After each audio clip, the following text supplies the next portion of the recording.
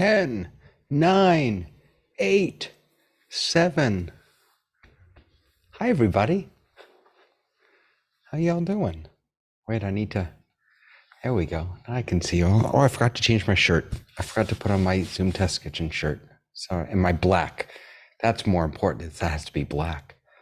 Hey, Betsy. Hey, Robert. Hey, Ray. Good to see you. I'm glad that you're feeling okay. Are we going to publish the link to buy shirts, by the way? I don't know. All I know is that he sent me one. I don't know anything other than that. Oh, my goodness gracious. I'm sorry. I'm sorry. Hey, Mike. Hi, Gerald. Good to see you guys. Good to see everyone. Hello. Hello, Lois. So, did you all get, oh man, come on. That was like so not impressive. Wait a second. Wait. We're going to try that again. Ready? Hold on. Did you all get your Zoomtopia invites? Zoomtopia 2023. The invites went out this week. Is anyone going in person? No one's going in person. Oh, I'm host, aren't I? What is Zoomtopia? When is or what is? What is Zoomtopia? Who wants to tell us what Zoomtopia is? Zoomtopia is Zoom's big event. It's Zoom's big event where they invite everyone to hear what's on the roadmap and what's coming down the pike and all that other good stuff. Last year, oh wait, I should get my whale. Hold on. Where's my whale? Your whale? My whale. Oh, here it is. So this was swag from Zoomtopia last year. This is my, oh God, no, wait. If I drop it, hold on. Okay. Come on. Focus on the whale. This is my whale. It got sent to me in about 43 pieces and I put it all together. I'm very proud of it. It's my Zoomtopia whale. I don't know what the swag will be this year, but yeah, October 3rd to 4th, Zoomtopia, they're calling it Balance the Future. Exclusive look into the latest innovations, discover how to leverage AI. So I imagine we'll be hearing more about, and Betsy, we should talk about this if you want to, because we missed you when it came up last week. The, what's it called? The smart, help me out. The Zoom IQ? Yeah, the Zoom IQ. Thank you. So I imagine they'll be talking quite a bit about that. Yeah, so the virtual passes are free, so we can all join from wherever we are.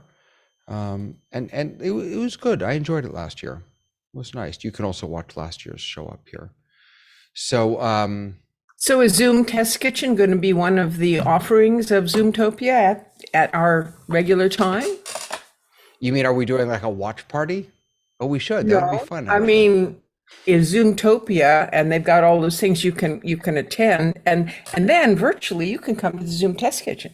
Are they going to feature us, you mean? Are they going to highlight us? Sure, absolutely. Absolutely. But I am excited. I did enjoy it last year. I enjoyed learning all about it. And so that's coming up again this year. There was this morning on office hours, which I didn't get to watch the whole thing yet. The guys from Liminal and Zoom were there. They were talking about some big releases. I was really excited to hear that ZoomOSC is getting a release next week, which just makes me very happy. Zoom Cuts is getting an update. ZoomISO is getting an update. They also talked about live streaming. Now, and I really wanted to show this to you all. Unfortunately, the way that Jeff passed our YouTube channel over to me, I don't really, I can't. This is one of the limitations. But one of the things that they announced was as an app now, you can search for, where's the search? You want to share screen on that? Add apps. I'm gonna make myself bigger. So hold on a moment.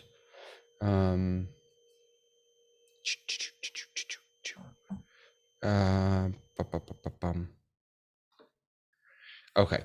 Now I should be big for everyone. If you search for live in the app setting, you will see live streaming beta. So this just came out. It is quite beta, and there are a number of things that you don't have access to yet. For example, if you're not the owner of a page, you cannot OAuth into and stream using this to that page. In fact, even from within Zoom, the standard way, I can't, because I don't own the Zoom Test Kitchen page, YouTube channel. Sorry, not page, the YouTube channel. I can't click stream to YouTube. I have to go through using a streaming key. So this does not work if you don't own the page. But if you add this to your Zoom account, so this is a different account, live streaming beta is ready for you to use. You click on add channel, you get this little pop-up. You can then log into your YouTube account or your Facebook account or wherever you're trying to go. Choose my brand. I'll go to my brand channel, and that's going to bring me back to Zoom. And so this is what it looks like now. This is the live streaming interface, if you will. Let me close this guy. Get rid of that. All right. So here we go. So new stream, turn it on there. You can give it a name, a description. Let's see. I guess you have to put in some of this. This is a test. Oh, actually, they already had that in there. So let's put in a description. This is a test. Yeah, you have to have something in there, it looks like. So why can I not start stream? Oh, I can't start streaming because I don't have a meeting open in this Zoom client. Forgive me. You can change your resolution 720 to 1080. Here's where you can go unlisted, private, public. Let me actually, I'm just going to start a meeting to see what this looks like. So this is a different. Dave, can I throw my 2 cents in there? Because I was in office hours when Andy was talking about this. Oh, you were? this Good. morning. Yeah. Okay. And the whole idea of bringing this live streaming module in is it multi-streams. Right. So you can stream to multiple locations at the same time. In the beta, they'll only have YouTube and Facebook, and that they're testing. Twitch is in here also. Okay. Yeah. So, and then after that, you'll be able to multi-stream to a multiple amount of channels, which has been a request that they've had. The other thing they talked about is with this live stream, and I didn't quite understand how Andy explained this, but there is a way of capturing all of the comments from the locations that you're streaming to, bring them back, aggregate them, and then decide what you want to do with them. Do you just look at them, or do you put them into the Zoom meeting itself? So I was also curious if it's wonderful having YouTube comments come into Zoom. I was also wondering, is it bi-directional? Could Zoom comments also be pushed out to the chat? Yeah, I knew it's a duplicate. All right, so why is this not working? Oh, there we go. Okay. So in order to get this working, what I had to do is, let me just back up so I can show you what I did here. Okay. Forgive me for a second. I'm looking for my Zoom client. That's what I want to see. Where is my Zoom client? There we go. Okay. So from the client, you can go into apps, and then, well, now that I'm in it, what you have to do is you have to open in this meeting, right? So you have to have a meeting going, obviously. Then you click on in the app, you say open in this meeting. Then it will bring up, just like every other app, a little pop-up over here on the left-hand side. I'll move this over a little bit. You can set it up with your title and your description. Again, all the settings here. And again, if I had more than one place, I would be able to, more than one destination. In fact, let's see if I can attach a second destination. I have no idea what my Facebook password is. Let's hope that works. Oh my Lord, look at that. Okay, continue as David.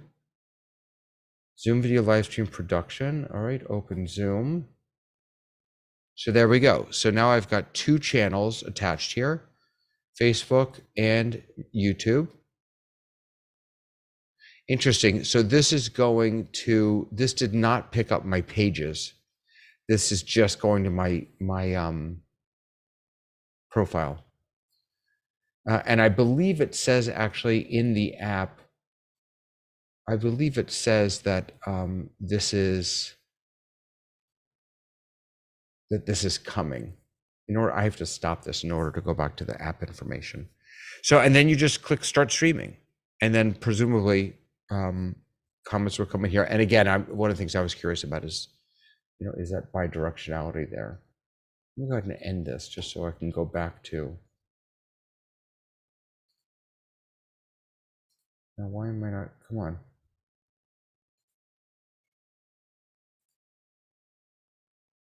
Huh. Open. All right, so if I close that, because I want to go back and get the information. Oh, you can't get, that's interesting. I was looking for the information on it, but you can't really get it once you're in here. Yeah. So I guess this is really nice. It's really nice. It's very limited now, but it's a nice tool, I think. What do you all think? Are there use cases for this? People see themselves using this? I mean, absolutely. I'm using Vimeo at the moment to do the same thing, because you stream into Vimeo, and then from Vimeo you can have multiple streams going out. A bit like Restream, but the difference is that with Vimeo I get a hard copy of the stream in Vimeo itself. What I'll be looking out for when they complete this module or this app is to choose the language channel that you're streaming in, because that's really super important for us, so that you can stream to a specific destination in with the specific language selected, and secondly, be able to stream to, for example, 2 different pages on Facebook with 2 different languages. Yeah, same event. So there's all those sorts of toys which at the moment we do manually. Wow, multi-streaming out multiple views of your meeting to multiple destinations, specific views to specific destinations. Wow. Yeah. Yeah. That's powerful stuff. Well, one of the things I noticed, and it's not just because this is in beta, and I'm being nitpicky, but when I look at their design and UI, I don't know. It's not very modern-y to me.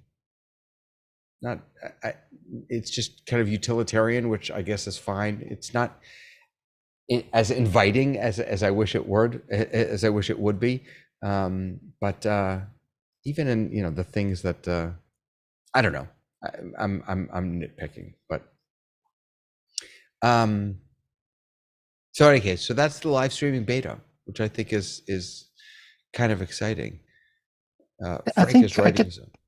I think I get the impression this is an MVP, which they're just testing to see what the usage will be like to decide whether they're going to develop it further or not. Yeah. And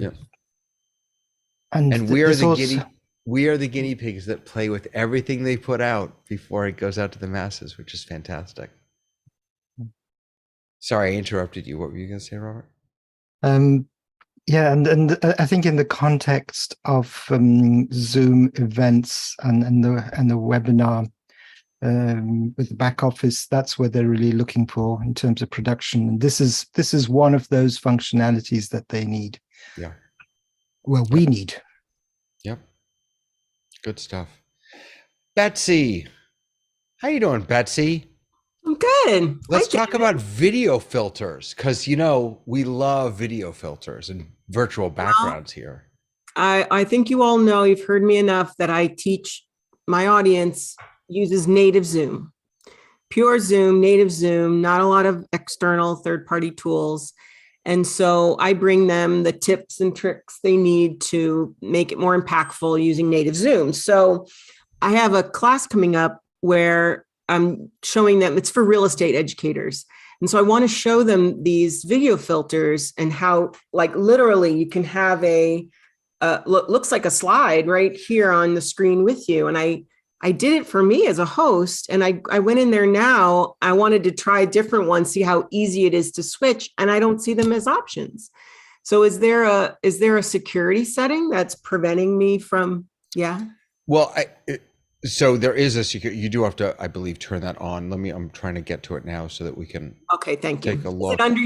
Is it under your account settings? I mean, that's important to me. Or is it under your security menu?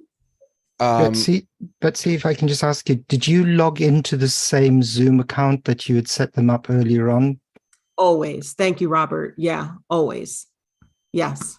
Because I have mine and I can switch them on. So there's something that's changed at your Wait, end. you have them available right now in this meeting? Yep. Because well, I don't my have filters. Because I don't have. And you have them, Robert, you have them under the choose video filter option? Correct.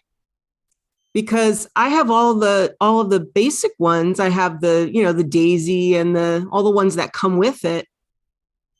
I don't have any. But I don't have any of the. And I'm the host of this meeting. That's not fair. Wait. Account profile. I know I have them turned on because I have them in my other. I will double check that I'm logged in as the right account. It would be weird that I wasn't, but. The only reason I ask, Betsy, is because I make this mistake every time when I come into the Zoom test kitchen because of the authentication that it requires. It knocks me off into a different account. Okay, it's possible. Maybe I wasn't logged in at all. That's odd, but. This I used in office hours and it came through to here. Okay, I'm going to leave and come back in, make sure I'm logged in. I'll be right back. Why wouldn't I have it? I don't know. I don't have, it's under backgrounds and effects, right? No. If you click on the next to the stop video. I knew that. Okay. That was just embarrassing. Hey, Ray, your video filter, custom video filter, I can't do that because if I upload that for my organization, everybody gets that video filter. If you're a one-person shop or, then I guess it's not a big deal, but there's no way to have a custom video. You can only have 2 for the whole account. I saw 5, Frank. Oh, maybe it's changed. It used to be 2, but the problem is they're global to everybody and not everybody's going to want the same video filters. But they're in the account management, yeah. But no, it says here in my account settings, it says you can manage 5 of them. We may have different licenses, or it may have changed. But the concept I'm expressing is just like where I am, we have 30,000 users, and if I upload them, they have to be generic enough that they're good for everybody, right? For everybody, yeah. I don't know what's happening unless I go out and. But it's not just you. I don't even have. I'm so confused. This is the strangest thing. So let me just show you. So this is my Zoom over here, and I clicked on the little doohickey and I went to what do you call it? Virtual, whatever that's called, filters. Yeah. I have nothing. Yeah. I only have the blur. I don't. Yeah. Look at that. Nothing. I'm really confused. And again, this is a part of my. I have. Could you go? Yeah. Go. Actually. No, it's up here. So I have. Here it is. Allow use of videos as virtual background turned on. You can manage your 5 virtual backgrounds. Yeah, you have to be on the left-hand sidebar. You have to be under account management. No, but this is a sub account. So let me log into my main account and see what's going on there. I have no idea what my main account is. Like most things in Zoom, it has to be allowed globally before you can allow it in your personal settings. Right. No, so it should be allowed globally because, so I have no idea what my main account is. You may want to stop sharing while you're showing all this. Yeah, probably. Don't want to get hacked. But Frank, I have this. Nobody else has it. Why is that? Yeah, I wonder. You're I've special. got it right.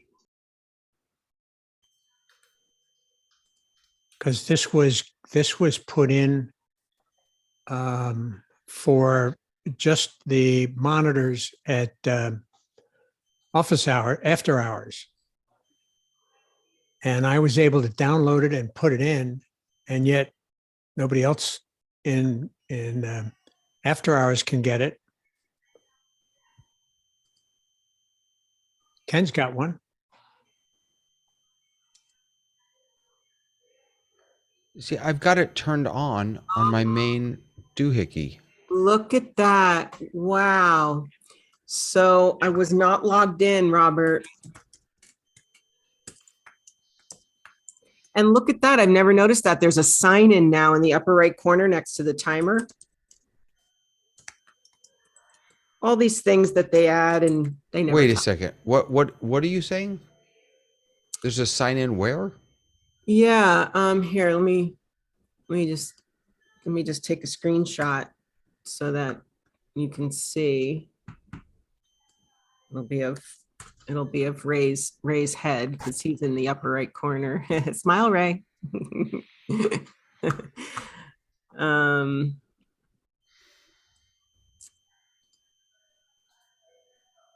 And then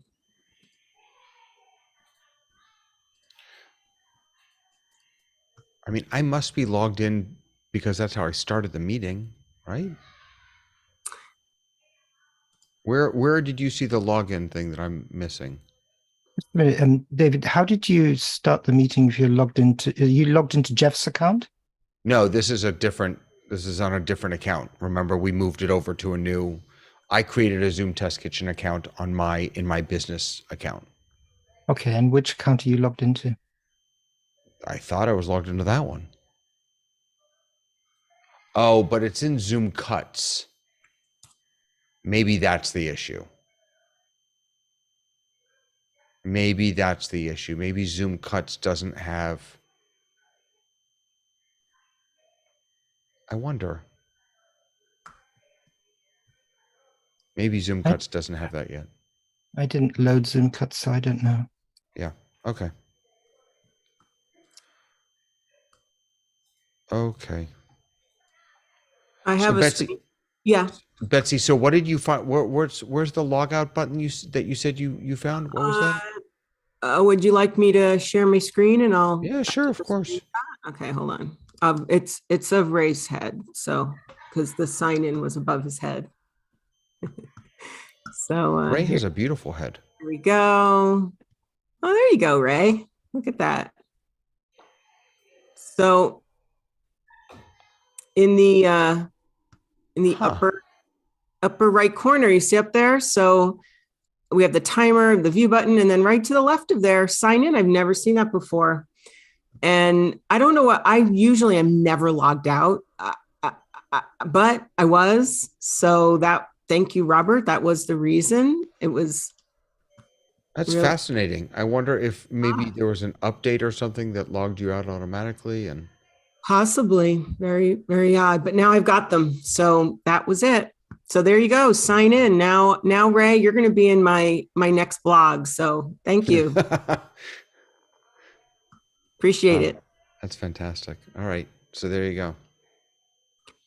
So now I can use this. Beautiful.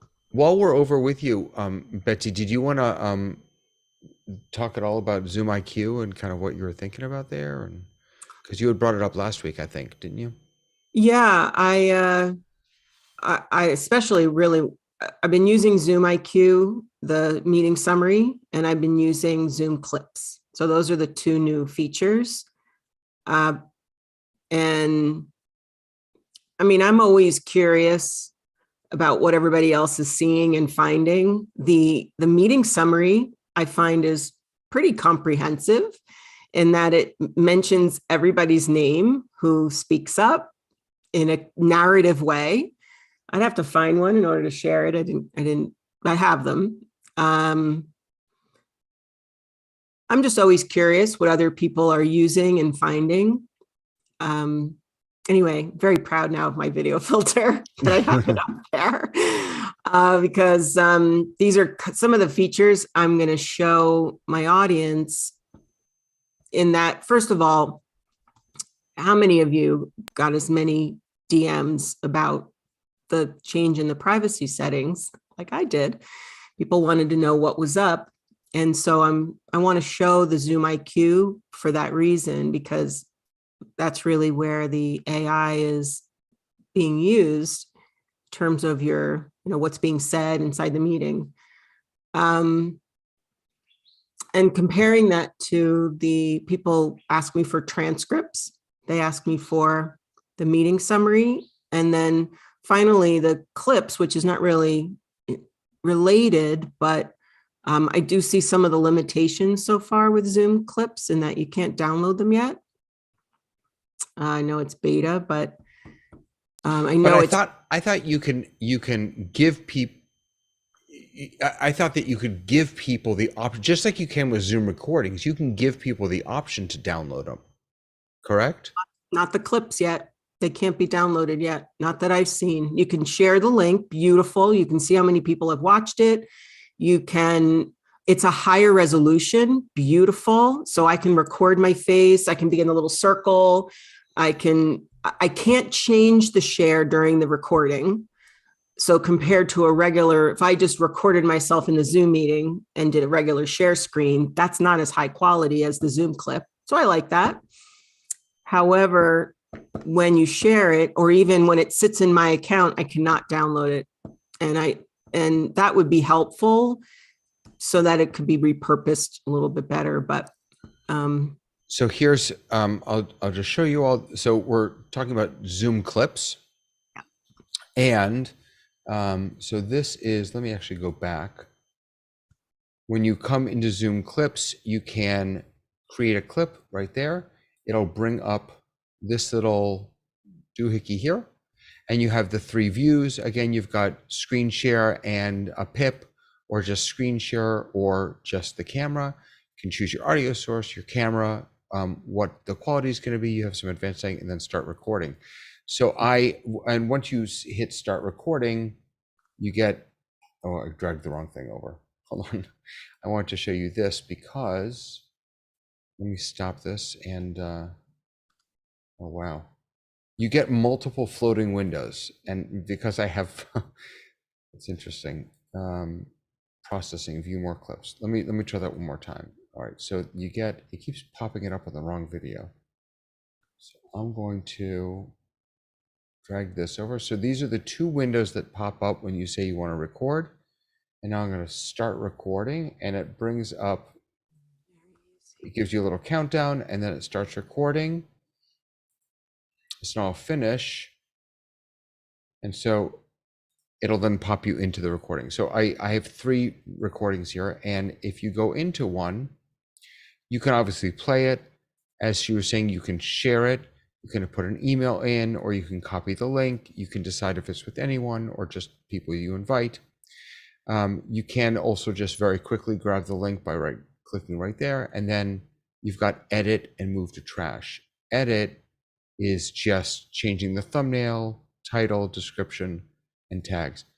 But you can't download it. I was sure that I saw somewhere that there's a setting to allow people to download, but maybe that's a setting for a future feature that's coming, future functionality.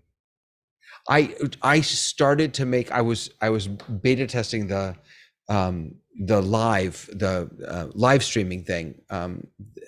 They sent it to me, and I was having a problem with it. So I said, oh, wait, I know how I can show them my problem. I can use a Zoom clip. And then as soon as I turned the Zoom clip on, the problem resolved because it was user error, and I was embarrassed, and I didn't end up actually using it. But it was going to be helpful. It really was.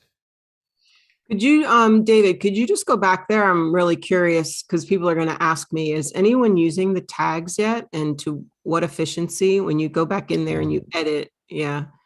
Yep. Is that just to search your clips within your own account, or does anybody know? So what I would say is I'm using another system that use tags.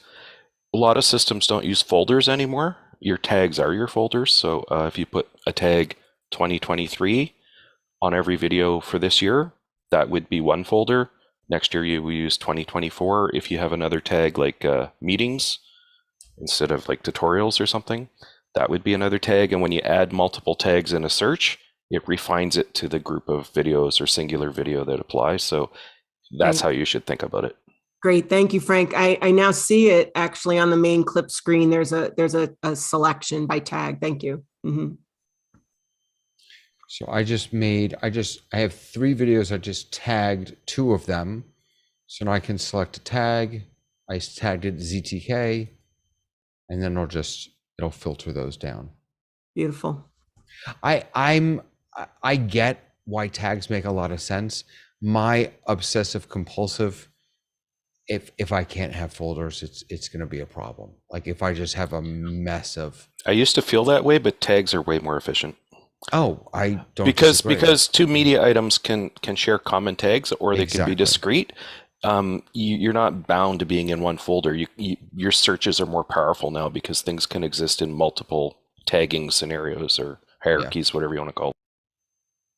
Google did something similar where in Google Drive you can add not really an alias, but a shortcut basically so you can have the same document show up in multiple folders just by the nature of creating a shortcut there, as it were, or shortcut back to the original. So it's not really tags, but similar idea. Can I just share my experience with these gosh, what are they called? Clips? Clips, not, I was about to say Zoom cuts. Clips. I don't know if you noticed, but they render immediately. So as soon as you stop recording, they're available to play, which is really, really cool. The unique part of it, I think, is during a meeting, if you want to capture something, you have to know in advance what you want to capture to start the recording. It's not something we use. I use Opus for YouTube Shorts, for example, and that allows you to take the whole recording, it analyzes it and uses certain criteria because it's AI based. So you can put in a certain criteria there that it will define or use to generate the clips. So this is different. This is on the fly. You got to start the recording, stop the recording. So it's really cool, I think, for meetings when you know the CEO is going to give a short talk, an intro or something. You capture that, throw it out with a link. You can throw it out during the meeting when the meeting's going on, and it just goes out to the whole organization. But you can't do a clip when you're in a meeting, right? We found that last week. But it's beta, right? It's beta, again? So this is a beta product, right? Yeah. So it could come. Change. Yeah, absolutely. But as of right now, so I'm in a different Zoom client, not connected to this meeting, and that's how I was able to make the clip. So there's that one limitation. But I'm just talking about more the use case for this, because that is really something super and unique, because we couldn't do that up to now with Zoom. So we'd be doing a local record, render it, then place it somewhere, get a link, send that link out. And this gives you the opportunity to do it on the fly, literally put it in, if your organization, for example, is using Zoom chats, messaging, and then just throw it in there and it goes out to the whole organization. Right. It's quite amazing. I mean, this potentially changes entirely the way training videos are done for almost across any vertical, any industry. I mean, you don't need any third-party software. Like you said, you come in, you create whatever you want to create, you instantaneously have a link, you can track who's watching what. It's yeah, I think it is. Yeah, I'm going to use it. Oh, I have a couple of things I just wanted to add. So Frank's now put tags in my brain. So now, because I wanted to do personal video answers to my clients. And so with this, it's so nice because you can just personalize the video and send them the link, right? And now I can tag it for those clients and I can find those easily. The second thing I wanted to say was there's a share option. And there's also in your account management, there is clips management in your Zoom portal, your web portal. When you go to share, and I just by process of elimination, I didn't read this anywhere. I just can see that when you put in an email, it has to be a Zoom account, is what I'm guessing, because I've tried putting in emails to share the link. And if I send it to like one of my emails that's not a Zoom account, it says you cannot use this email. Has anybody else tried that? Or you want me to share and show? Yes, that's true. We discovered that last week, but you can copy the link and put that in your own email. It just doesn't work automatically. Okay, thank you. Can I just ask a question? Sorry, you said that clip. You said something about clip settings. I said in the web portal, Yeah. under clips management. So Yeah, it's in the, you can't do it in your sub account because I didn't see admin under there. You have to be in the admin. Oh, it section. has to, it's from an admin. Okay, gotcha. Yeah. Yeah. And they, just like they have like team chat management, where you go to these areas where it's whiteboard management, it's like all the areas where your stuff is all located. But thank you. I had to leave last week and I did miss some of the stuff that you did. So, So can you just real quick, can you just review that whole email thing that you were just talking about? So how can you share these and who has to have privileges and what yeah. emails? So when you go into the share option, you can you do it from clips where your clips are. So you bring up the clip and there's a little share button. And when you click on share, you have these options to share with, there's the options, anyone with the link. It's kind of like a Google Drive, very similar to your Google Drive options. So anyone with the link. So I was like, I want to share it with anyone with the link. So my client, who this personalized video solution is for, so I chose that. And then in the enter email box, I put in one of my emails just to test it out. And when I put in an email that's not a Zoom account, it tells me you cannot use this email.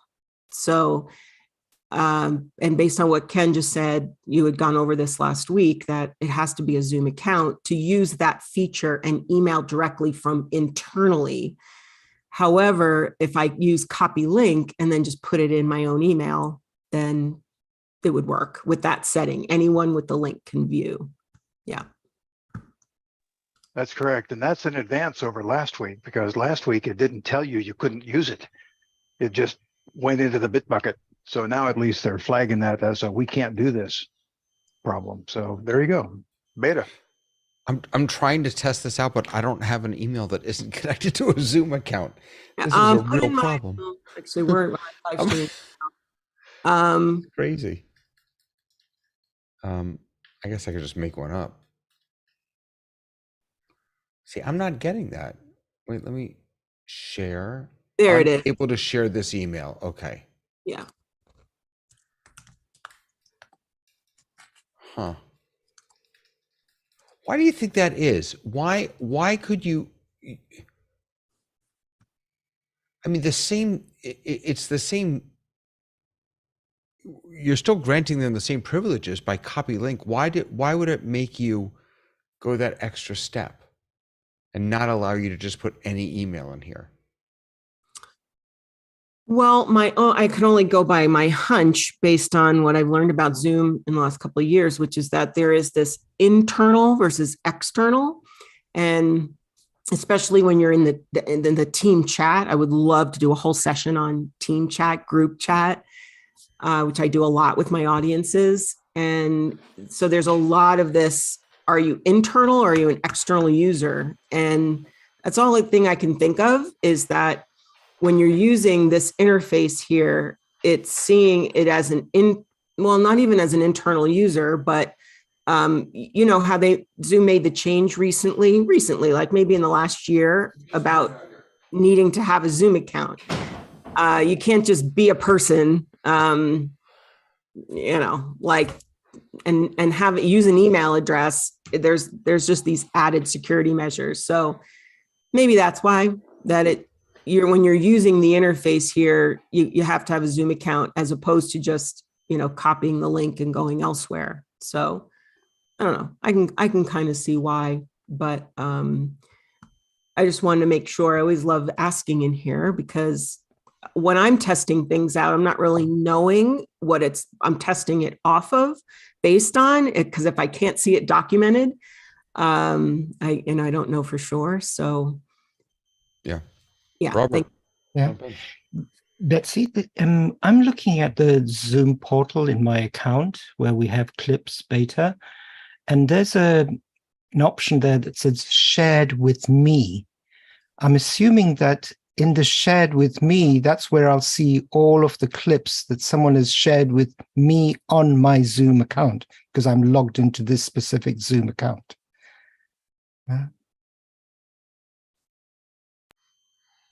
So my point here is that maybe email. that's why that's the differentiating factor of putting in an email which is associated with a a Zoom account, because it'll come into this folder shared with me.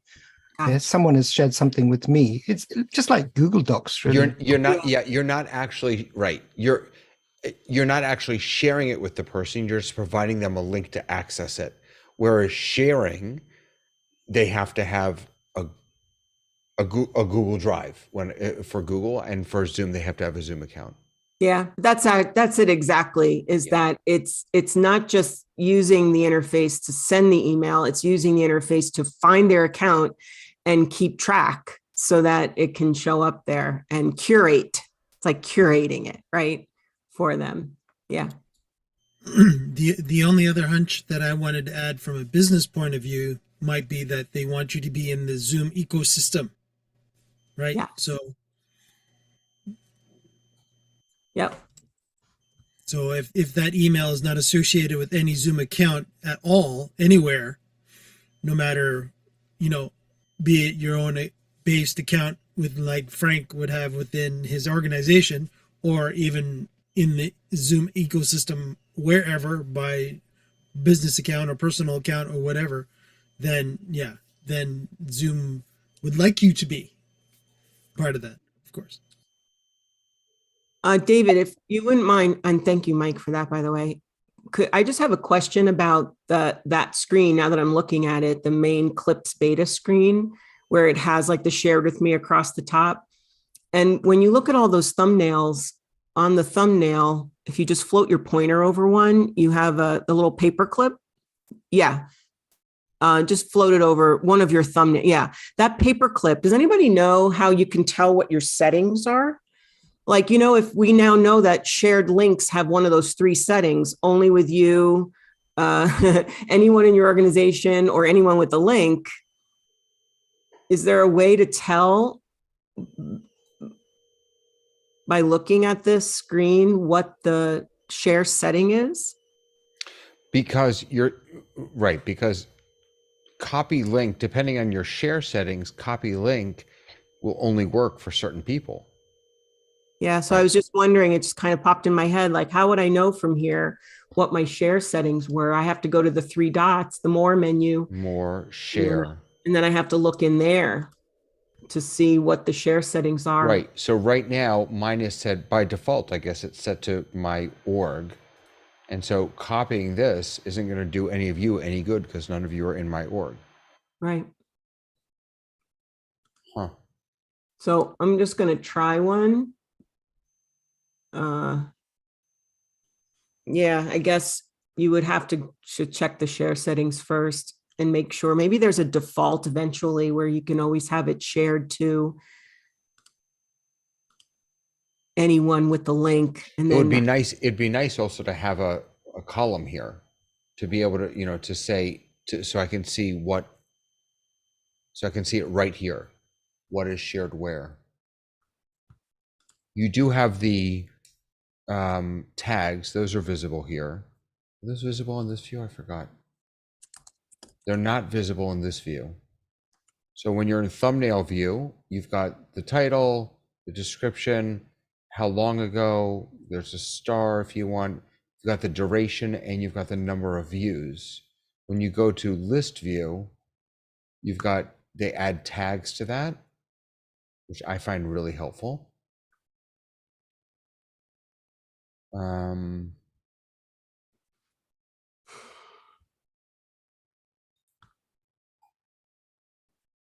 Yeah, I don't know.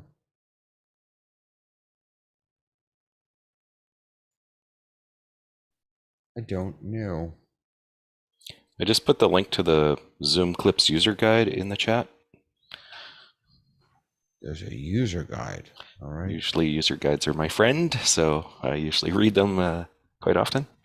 Well, you're one of those people. I sure am. So here's our user guide here. It's easier than guessing. Very interesting. I just shared to I used the copy link like Ken had said earlier, and I pasted it into an email to a email that is not associated with a Zoom account. And obviously the email goes through with the URL in it. When you access it, you are prompted to log in. So you can't even see the clip without logging in to something. So even if you have it set as public? Good question. The one I grabbed was not a public one, so I'll grab another one. Good question. Let me grab this one. All right, so Frank is just showing off here by posting all the answers right out of the user manual. On the top right of the clip, click one of the following, the link icon to share the link directly with your users as you wish. The more icon, then click share. Enter the email address of the users to share the clip with, or click copy link to share. To the right of copy link, select one of the following. Yeah, but the problem here is, it's not a problem, but is that it's, unless you dive into the share menu, copy link doesn't really tell you what you need to know, which is, who will this link work for? I could absolutely imagine myself not even thinking about, as a user, not thinking about it, clicking on copy link, sending that out to all of my friends, and no one being able to access it because it's locked down in the share menu. And here's an update. So yes, if these two emails were sent to an email that are not associated with a Zoom account. The public link, I could see it and I can play it. Yeah. And I'm Public link. about this brand new feature. No, no Zoom account needed. And the other one where it was not public, I was prompted to log in. So, but yes, you have to go into that menu in order to see what it's set to. I'm reading the admin guide now. I've moved on to the admin guide, and it says allow users who can access clips to download clips. So you have to enable that. So maybe that's why you guys can't see. I don't know if you've gone into your admin settings to allow downloading of clips. Oh, really?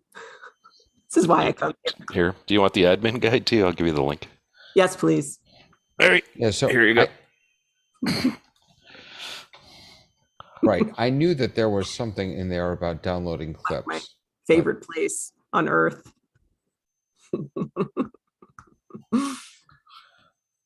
Again, I have to get into my main account.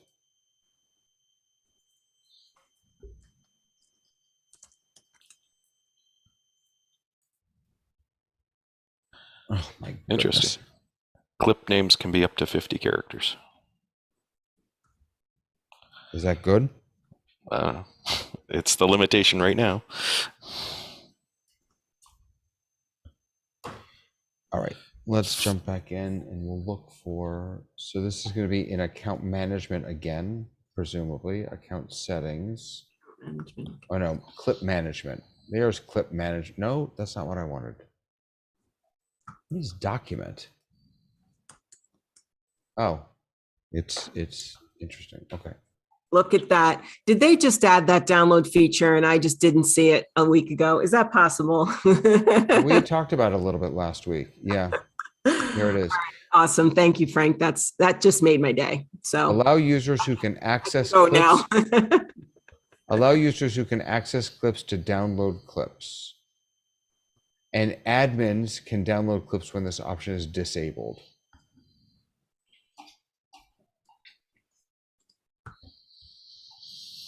And so since I was not logged in as an admin, now that I turn this on,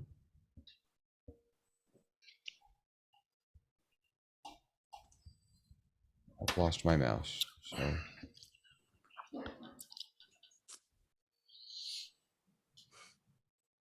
Okay, so that's now turned on. I think they actually did add a couple more things, because look at this. Notify clip owner when receiving a new comment. Let's turn everything on. Why not? Notify clip owner when when receiving a reply. So Betsy, what are the comments on clips? Comments? Yeah. Like what, Robert? What are the comments on clips? Because David's switching on the notification to the clip owner. Yeah. That he's received a new comment. Right. So Is it's there over a- here. Like a comment thread, like as if you went to my blog and you saw the video, and then like in WordPress, there's like a comments thread below. So when you access my video, there's a area for comments, so people can say, "Wow, this is real." Like in YouTube, like a comment thread below the video or associated with the video. So if you click on each, understand. yeah, if you click on each one, you can add comments over here.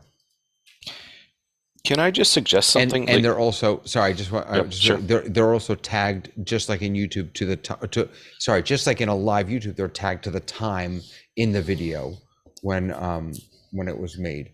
I'm still not seeing the download.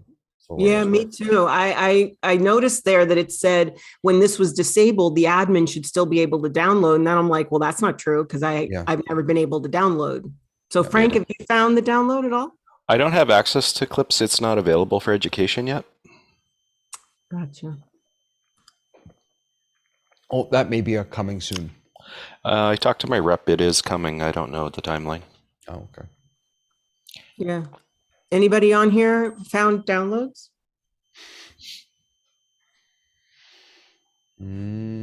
Guess not. Guess not.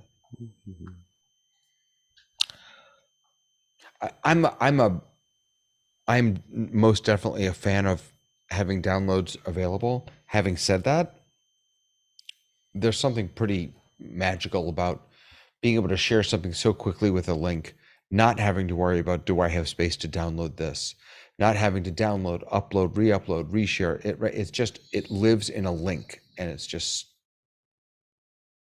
easy, I think.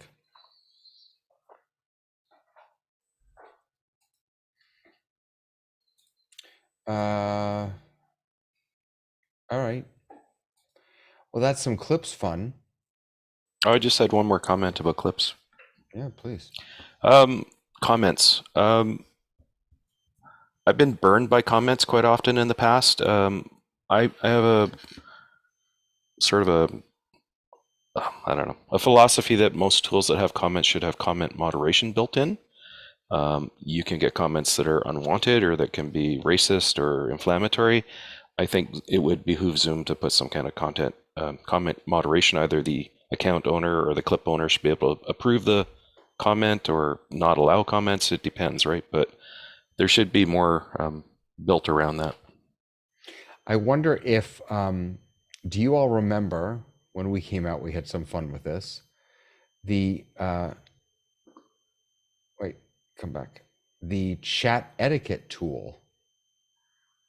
Y'all remember that? So you can identify keywords and text patterns in meeting chat, in webinar chat, webinar Q&A, and meeting Q&A to prevent users from sharing unwanted messages. I wonder if eventually this will come over to clips also. So the challenge is that right now the chat etiquette tool works in live scenarios, and we're asking it to work in an asynchronous way. But that would be interesting to see if it comes over. I know transcription's getting a profanity filter. Oh, so there you go. And you'll be able to upload. I think right now the filter support they have, up until now you've had to create your own lists and import them, and you'll be able to import third-party lists from places that curate those kind of things. I also posted in chat, guys, if you actually right mouse click in PC world, if you right mouse click the actual Zoom client while you're in a meeting, you could actually get the option to start a clip. But this is the window that I ended up getting.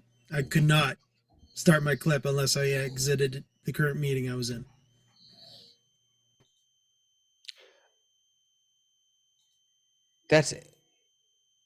You could randomly, if you just randomly right click on your Zoom meeting. I had the same. No. Yeah, no. Again, Ray, I know. Again, this is the PC world, not the Mac world. So Yeah.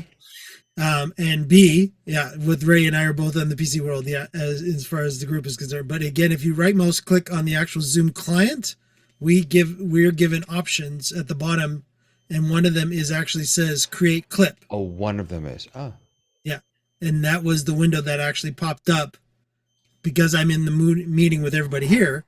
That was the actual window that popped up. Was to start clip, I have to. It's telling me if I want to do it. It's doing the good old Windows. Okay, I'm not going to let you do this scenario. And that was the. I wonder if, but I wonder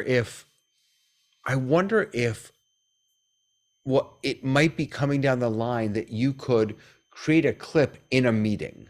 I understand that you can record in a meeting, but to be able to right click or just click on a button that says create clip, it starts recording, stop clip, and then it lives in your clips. I don't know, that could be interesting.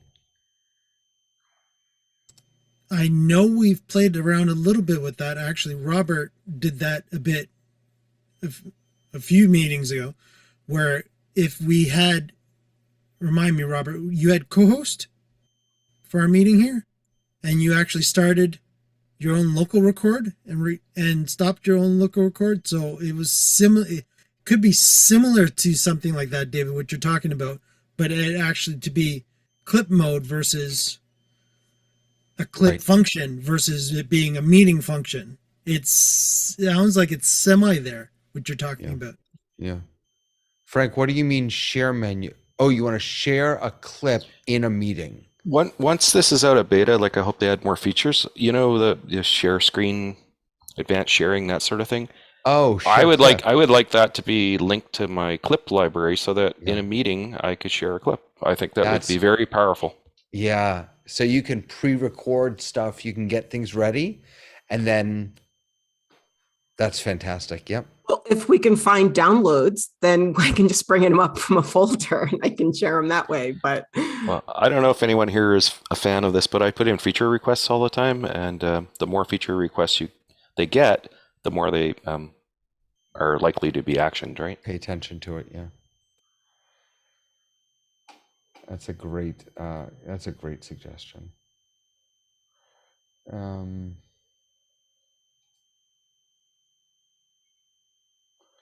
Betsy, just again going back to ZoomIQ,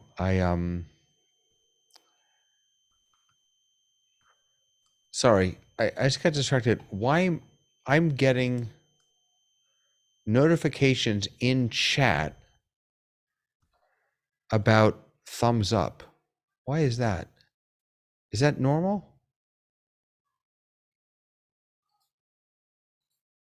I'm very confused. you're getting a notification. I mean, there are some people who have. No, see here, it says responded. Reacted to in a meeting with thumbs up. Why would I not see that? Reacted.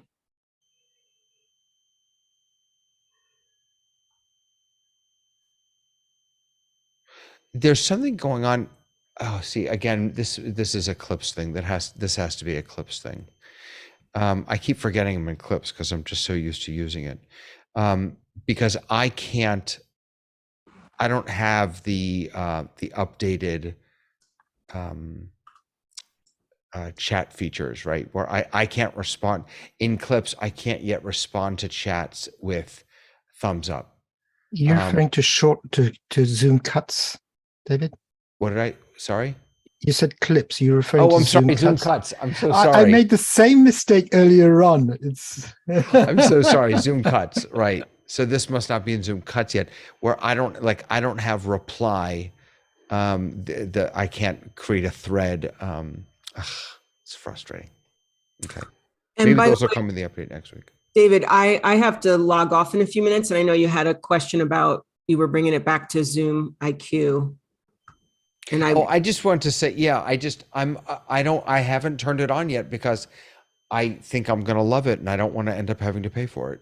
That's yeah. yeah. I don't ever have those things hold me back from testing it while it's free. If it's free, I test it. So So what have you found to be the most compelling features? I would say the way the narrative comes out in the meeting summary, the way that it mentions the people who are there. I mean, as long as the people who are present, they get the waiver and they know what's happening. They see when you turn it on. I find that, especially because it's brand new and it has so much of this privacy around it, that a summary is going to be created based on what they're saying and sharing. And I also love the fact that you can turn it on and turn it off. So it's not necessarily for the entire meeting. It's that people can know. It could be for a portion where you're doing maybe agenda overviews and reports, things like that. And then you can turn it off when you get into, part of your meeting where you might not want that captured. So it captures next steps. And so it gives you a hierarchy. It gives you a creates summary. them. Doesn't it create the next, or do you put those in ourselves? I didn't enter any of this text. This was all generated by my voice. So I mean, it starts out, here's your meeting summary with and Betsy Coyne on this date. The summary has been auto-generated. AI-generated content may be inaccurate or misleading. Always check for accuracy. So that's at the top. Anyway, I just like testing it, and I didn't realize it was going to give you such a narrative as opposed to the other areas where, but it's AI, so it makes sense that it would be narrative. So and who knows, maybe what's to come is you can ask it in a certain persona. Maybe there could be settings on what kind of persona in Betsy Coyne's, voice, so to speak. So, but anyway, as usual, everybody, I just love it here, and I wish I could stay for the next 3 hours, but I can't. So, I'll see you next time. Okay. Thanks so much. Have a good one, Betsy. Talk to you later. Bye. Bye-bye. Is anyone else using Zoom IQ? Robert, sorry, you wanted to jump in. No, I wanted to ask Betsy something about ZoomIQ. I'm not using it, but I have a license to Otter, which we use for other things. And Zoom owns Otter, and Otter is the engine that Zoom's using to generate all of this, these transcripts and captions and the summaries. And I was just wondering if Zoom had changed it in any way. And that was my question to Betsy, but she's gone. So, because when she was referring to a narrative, was she referring to a spoken sentence that has been changed and summarized, or just the narrative as the flow of the conversation itself?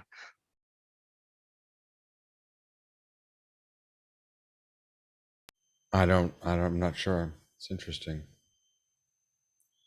By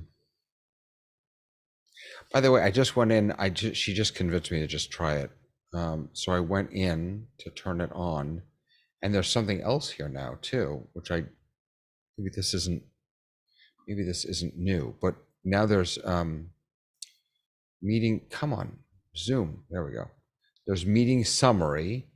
So I turned that on. And when you do that, you can automatically start meeting summary for all meetings I host. I wonder what it looks like if you don't automatically. I wonder if there's, maybe it's under more. And then who do you want to share it with automatically? But then I'd never seen this before. Compose with the ZoomIQ. Use AI to help users compose a response from scratch or wordsmith their chat messages. And here's that privacy thing that we talked about so much last night. Zoom does not use any audio, video, chat, screen sharing attachments, or other communications like content to train Zoom's third-party models. Let's turn that on too. Oh, that's going to be free, so that's good. And then you get this compose with ZoomIQ uses AI technology, yada, yada, yada. Accept. I'll just remind you that the free trials turn into paid features. Yes. I'm not sure if they'll warn you or if it's up to you to remember. Well, this one is a free trial, but Compose doesn't have that. So I'm hoping that Compose will just, it sounds like Compose to me is what all the smartphones have been doing forever. Just predictive text. Predictive text. Maybe I'm wrong. Maybe not. Maybe it's actually going to read the message that someone sends me and then just. I was reading something about Zoom having the ability for the chat bot kind of AI thing to be able to answer questions that are repetitive, or I don't know if that's like aspirational or if that's something that's coming immediately.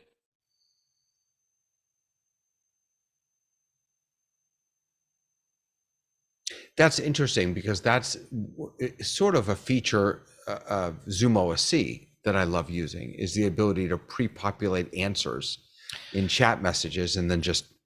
And ZoomOSC can't work with anything that's not already a Zoom SDK API, so it's got to be in there, right? I guess so.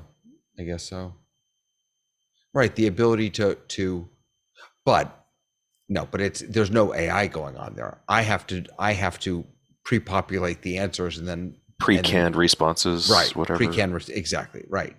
There's no having AI do it would be fantastic. That would be wonderful. All right.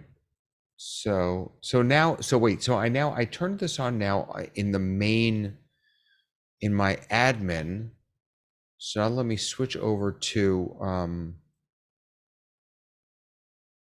the Zoom Test Kitchen account and let's see. Well, that's not an email address. What are you doing? ZTK at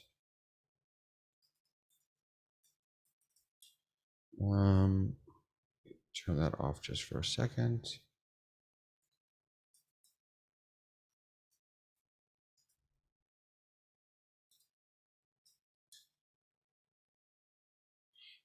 Okay, save. All right, so now, oh, and there it is. Meeting summary ZoomIQ. So this is now in, I'm now in the Zoom Test Kitchen one. So that is here. So I wonder, I can't imagine it would be available. No, it's not going to be in this meeting. Next week we can turn that on. And then I've got the Clips beta here. I wonder if IQ. There it is. Yep, and it's turned on. Okay, beautiful.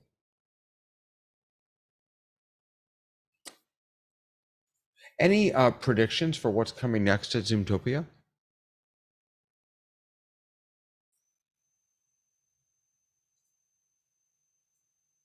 Anyone have any ideas about what they might be launching?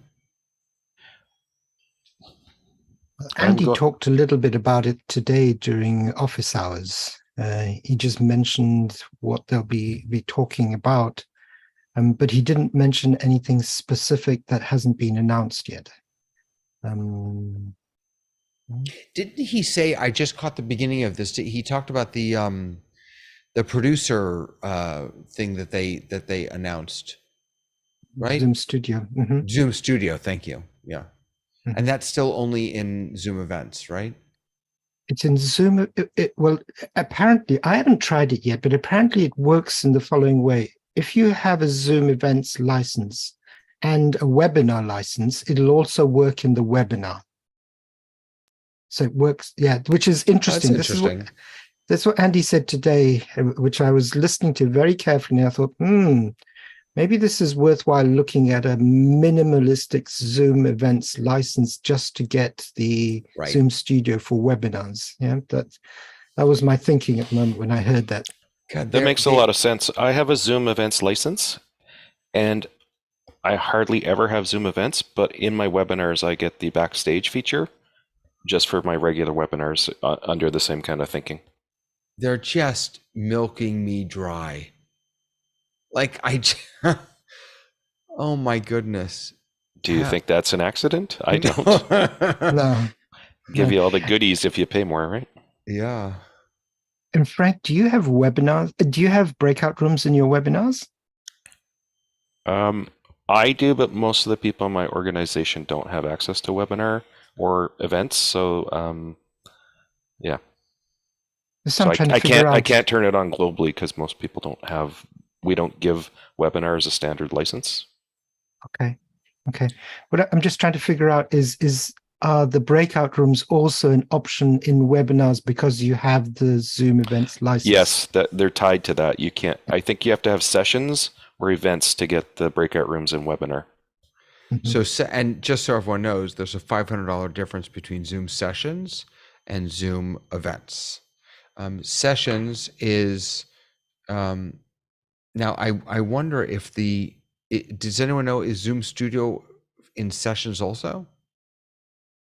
I mean, it does say here, elevate event sessions with premium production features. So maybe customize event landing pages for effective branding. I've never understood the difference between sessions and events. Maybe you can help me. Promote events with branded emails, measure performance, seamlessly collaborate with co-hosts and co-editors, Simulive, Backstage, and more. So presumably the studio will come to this also. So you'd need $1,000.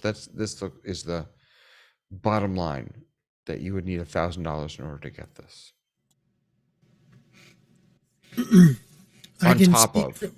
Yeah. So David, to explain the sessions versus events, if they're talking about the trade show world, if that's where they're taking this from, a session would be equivalent to what we would call in the Zoom world sort of a breakout room, where basically you would have your own physical location and you might be at an event that has multiple sessions, but you might not be at an event, depending on how many. If you have more than one session, then you're an event, but you might just have one that's a session that is just like a trade show ish type room, where you basically are training, let's say the sales team staff offsite at an actual physical location. That would be a session, a training session, versus an event where you could actually have multiple rooms of multiple training sessions. Right. So then according to talking about different products. So that might be where they're sort of using the sessions word as it's a baby event. Right. And you don't get expo and sponsors and things like that. You know what I wonder? I wonder if sessions is sort of the new on Zoom. Remember on Zoom? Is that still a thing? Is it just me? Hold on. I signed up for on Zoom as soon as it came out. On Zoom. Yeah. So on Zoom. I think on Zoom's still a thing. Yeah, it is. On Zoom. I mean, I'm not sure how long it will be. Well, I'm a US-based user. So on Zoom is basically a public way to promote your Zoom sessions. And sell them. And sell them, right. And so when I'm just clicking to any random one, you get sort of a Zoom events style, you can sign up for things, you can pay here, the whole kind of shtick here. I wonder if sessions is similar to that, because essentially what you get is webinar or meeting, single session events, event or session branding, production tools. Yeah, the only thing you miss from events is expo sponsors and multi-session events. And that would make sense, because if you were at a big trade show that had multiple sessions, you would want to have a lobby, right? So you would have a lobby where everybody will meet before they go into their session, right? If you take the physical world of trade shows. Yeah, the production tools are all the same for both. Event setup is the same for both. Hub collaboration is the same for both. Payments and billing, yep, you can, that's all the same for both. There is like you just said, you know, when it comes to a lobby and things like that, you don't have session video previews. You can't stream sessions into the event lobby. You can't have sponsors or an expo floor. But And that does make sense. So if I've taken some of the previous trade shows that I've gone to, they'll have an exhibit hall. Some of them will actually have sessions where there are basically educational sessions of some sort. And if you're just having one educational session, you don't really need an event. Where in the regards of having an event that has multiple educational sessions and a trade show floor in the physical world, it makes sense to have an event section. Then you would have sessions, aka breakout rooms, whatever you want to call them. The last link I put in the chat has a chart that compares webinars versus sessions versus events. Yeah. Robert, have you seen this? Zoom translated captions? Yeah, we've been testing them quite a bit, to tell you the truth. And the first impression of mine is the just normal spoken language is really good. Anything that has a vertical in it becomes a bit clumsy. So anything to do in R&D where the vocabulary is new, it just doesn't deal with that at all. And the other thing that it is really bad with, well, I can't say it's bad because they've only enabled it for certain languages, and they have other languages in beta, but where they have the languages in beta are the languages where there are cultural aspects that determine the way you address people. So for example, in French, you'd address a person you don't know, a man you don't know, through plural manner. In other words, you as in plural, not you as in singular, which is different in French. And so it doesn't catch those differences, those subtleties. So the best sort of summary you can give to this, and you know, in French, it's easy to understand, but when you get into the Asiatic countries, the cultural differences are so huge, and the expectation of the societies is so high that at the end of a meeting, to summarize what my friend said, you'll get a lot of people who have understood what was said, but they'll be pissed off in the manner they were addressed. Wow. And is this new? This feature? It's been around for about 4 months now. Why did I think that this was always in there and that you didn't have to pay for it? I guess I was wrong. So, we have automated captions now, right? We have, so if I've now turned on live transcription, and now I'm just going into my settings here. Okay, so there's no language. You can't change the language. So that's what this is suggesting, is that if you turn this on, you could just pick a different language that the transcription will show up in. I don't know. I have it enabled on my license, and I can't remember having paid for this additional functionality. But then again, I have yearly subscriptions on my licenses, so maybe it'll pop up at the next renewal date? I don't know. I have, so when you click on transcription, sorry, hide cap, well now it says hide captions for me. You've got speaking language, and then you can choose the speaking language. I'm scared to change it because I'm not sure what that's going to do, and I won't be able to get back. But presumably that's going to change the transcription into that language. No, what that means is that it's assuming that the speaker will be speaking a different language, the language you define, and the captions will appear in that language.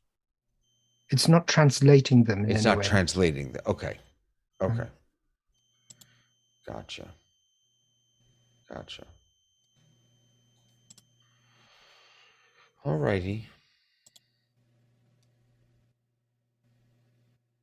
Mike, what else is up? What else is up? Sorry, I saw you had your mic unmuted. Sorry. I thought... Yeah, it's okay. What else is up? No, I was just actually gonna do a screen capture of what you're talking about there when it came to the different languages. I see what you're saying. So I was gonna let you know too that if you're not seeing it, we are seeing it as, at least as me as co-host, I could see the different language changes, but you said you see that as well. So yeah. And I don't know what you recently turned on, but our friends on YouTube now officially have captions embedded in now as well. Oh. So good job. All I did was click start captions. Okay. But did that start it for everyone? Well, it's on the YouTube feed right now. Because I'm on it. Okay, but it'll go away in a second because I turned it off. That's because the YouTube feed is my screen. That's all. They're not yeah. The reason they're on YouTube now is because YouTube is streaming my screen. So they'll go off in just a moment. At least I think so. I don't think so. I think the reason I don't think there so is either. because you're live streaming to YouTube from Zoom. Yeah, and it wasn't there in the very beginning. It's only happened recently because I've been watching it. I didn't want to disturb. I just figured it was something that you had turned on. So I didn't mean to. So, but yeah. Yeah, I think you're right. No, you're right. It's not turning off. That's interesting. I clicked show captions when we were playing with it, and that's it. Huh. Incidentally, for anyone who's using, I didn't think about it before we jumped on here, but I have been using Zoom Clips exclusively, and it's just remember it's in beta, not Zoom Clips. Zoom Cuts. Zoom Cuts exclusive. Just remember it's in beta because not only a lot of these features do you not have access to, which I hadn't remembered until just now, but I've had it crash. I've been in 2 events that I was producing, and I've had it. Luckily, I was in on multiple, and it popped right back in. But it's still a beta project. So, what sort of crashes did you have, David? Because most of my buttons are sort of action buttons. So what crashed? I wasn't touching anything, and it just jumps out of the meeting. It closes, jumps out of the meeting, restarts the app, and brings me right back into the meeting. Yeah. It happened last night, actually. I had about 150 people in a meeting. They were all coming back from breakout rooms, and we got back, and it just again, it brought me right back in. So it wasn't the end of the world. And I had another device in there, but if it had canceled it for I wonder actually if I'm the host and I have not co-hosted anyone, and my client decides to, take a restroom break or shut down, what happens? Is host passed to someone else? There's certain rules that govern that. It's the first person, isn't it, who came in or something like that? It's the first person who came in if you don't have any co-hosts. Yeah. Right. In a meeting. Yeah. So that's an argument. And then but you could reclaim host. I was thinking, so when you come back in, if some unwitting first person in your meeting ends up as host, you would have to reclaim host from them. Correct. It gives you the option on the screen. You've come back. Right. Do you want to reclaim host? Right. Right. Because Jeff did that with me when he gave me host the day that he wasn't going to be around. And all of a sudden I noticed that I was host, and then all of a sudden it told me I was co-host because Jeff came back because he reclaimed it. But he let me know in chat he was going to. So then it was like, oh! So it didn't freak me out. I think I just want to clarify one thing, because we were talking about backstage being available on sessions, but there's also the other functionality that we were looking at with Andy, or Andy was talking about today, that's Zoom Studio, which isn't the same as backstage, because Zoom Studio allows you to curate the whole of a production layout in an automized way, so that's different, and there's no information yet being published. And Andy mentioned today that they'll be announcing that what they're going to be doing with Zoom Studio at Zoomtopia. So that was the question you asked. What are they going to announce? That's one of the things they're going to announce. When was it? When did they didn't announce it last? They didn't tease it last year. What, that was at a later event, wasn't it? Like in it was this year that Sam and Andy came on, and they showed it to us. Right. I think it was here, and they also showed it in.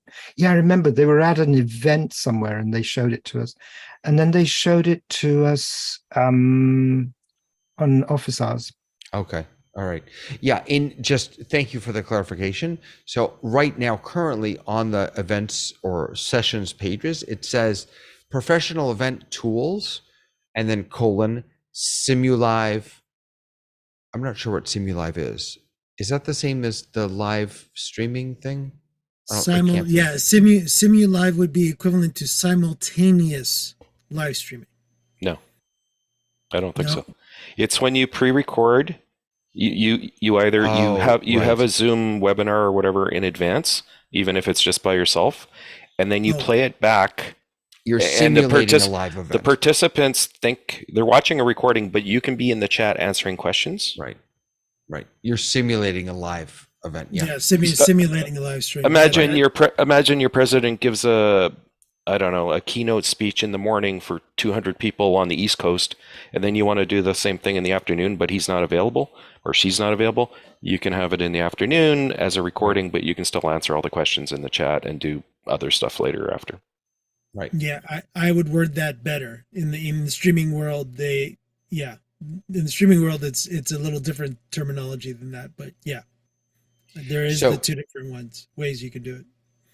So Simulive, I don't know how to pronounce it, Simulive, Backstage, and more.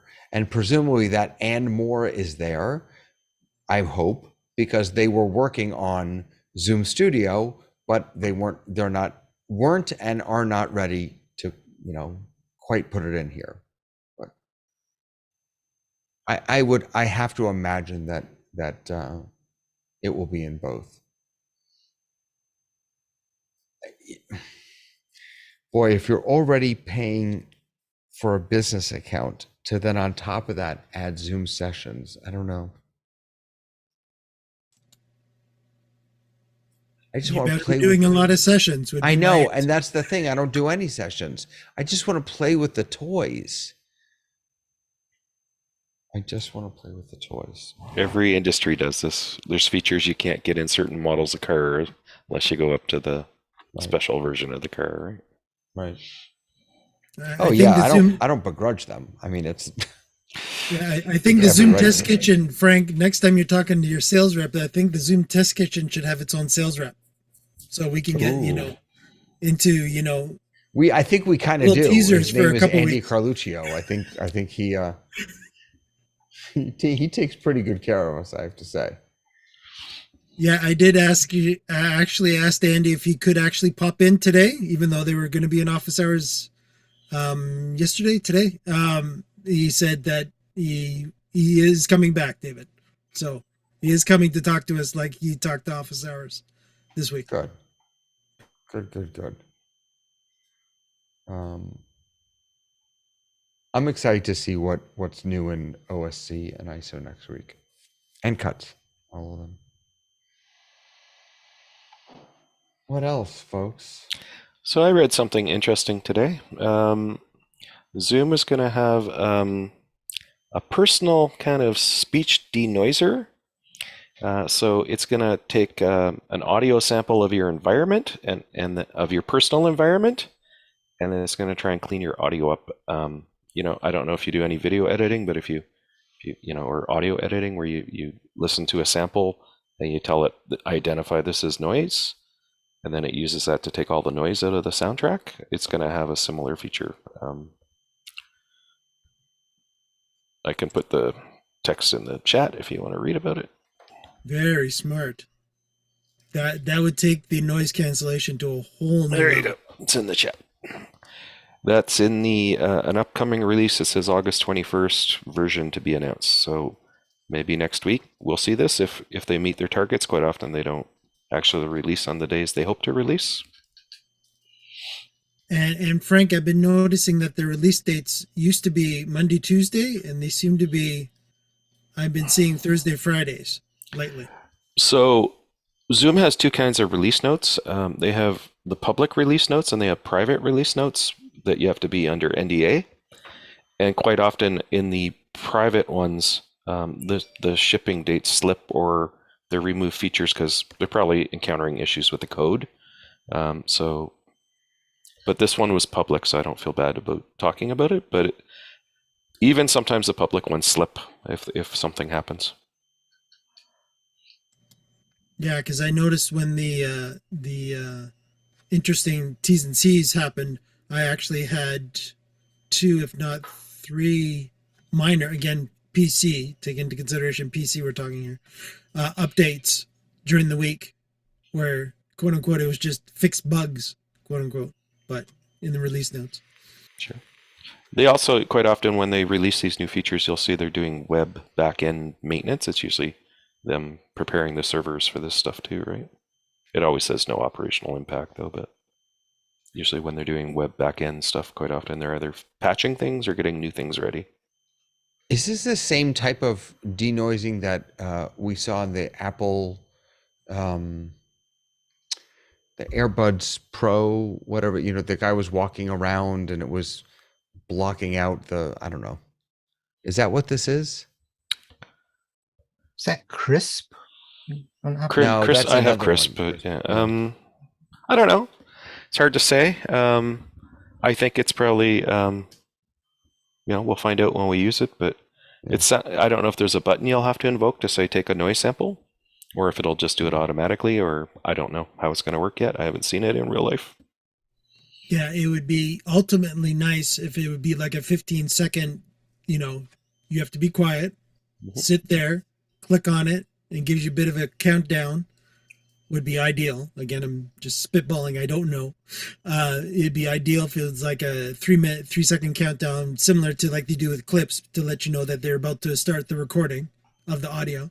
Then record the audio for like 5-10 seconds, take that little sample, off to the cloud they go, and then they basically bring it back down to your client to tweak it in the regards of, okay, his noise floor is so much negative dB of 40, 35, 38, and then basically put that into your client. And then you have your choice of, again, with us doing the original sound guys and gals, again, in the off mode, it'd be nice if that was also a choice now of their regular using this one or us turning on original sound. So it says that it's going to take a clip of your audio from your meetings to differentiate your voice from your and suppress background noise in meetings. I'm wondering what this is going to do to the music people, because the music people are very unhappy with Zoom right now. Well, Sam Kukaika actually talked about this in office hours this morning, and he was talking about the context of their production work that they do in-house or for clients. And they say that they always use the standard Zoom audio setups. And the reason they do that is that it reduces the head count required to do all of the mixing, the managing of the audio channels. And what he said is that the audio for, what's it called, for musicians, I think that's the channel you're referring to. People have been requesting for a setting to have that default on all the time when they come in. Yeah. Because, and Andy actually mentioned that there's a way of doing that through an enterprise account license for the individual users. So That's a if you problem, look at, though. it's a problem because people get the wrong settings. They come in and then they mess up meetings with all the noise. The reason it's a problem is because most of the people who are complaining are small business people who are like music tutors teaching guitar or piano or something. They're not going to have an enterprise account. They're going to have a Zoom One or whatever. Okay. They need to allow that across more than one kind of license. Yeah, I agree with Frank, definitely, because I know, again, in the industry that we're in, we have a lot of our dealers are also doing musical lessons.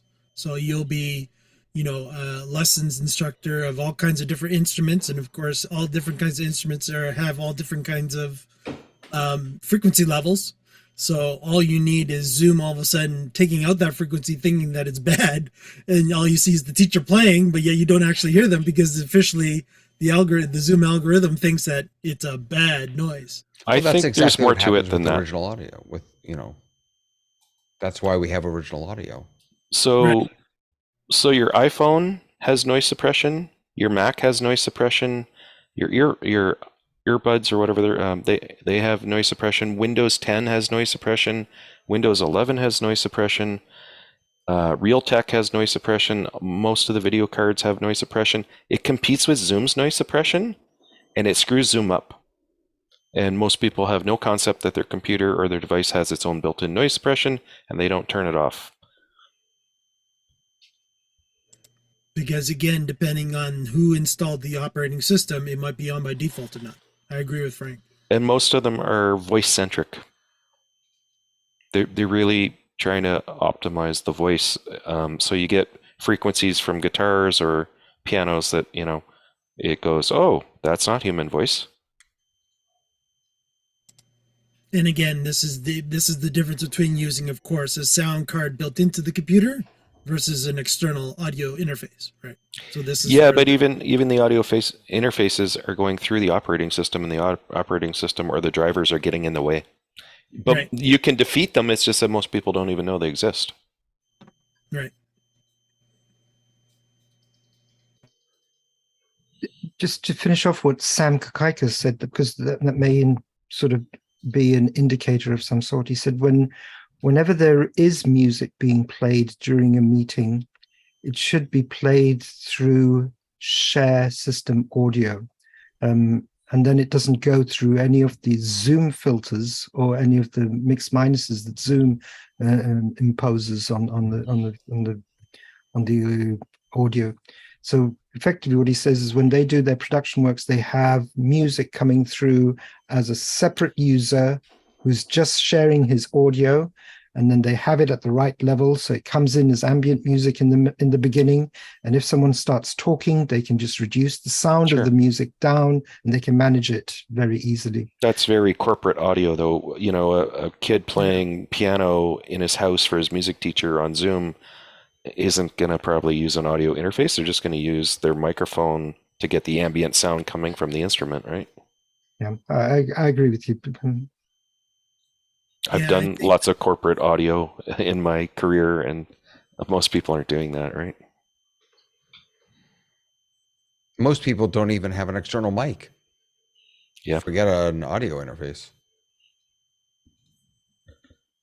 So it'll be interesting. I mean, wait and see, but hopefully it helps people who aren't trying to do music get better sound, especially if you have fans. And, I coach people a lot on how to set up video production for self-recording, either on Zoom or just to do tutorials and stuff. And, they're in the dining room and the fridge motor is running, and you live in the house and your mind blocks it out completely. You don't hear it. But when you record it, you go, what is that sound? Well, you hear it every day, or your air conditioner, your HVAC, whatever. It's just that you never think about it. Your brain is so magnificent at filtering out anything except what you're participating in. But in the recording, it becomes very distinct.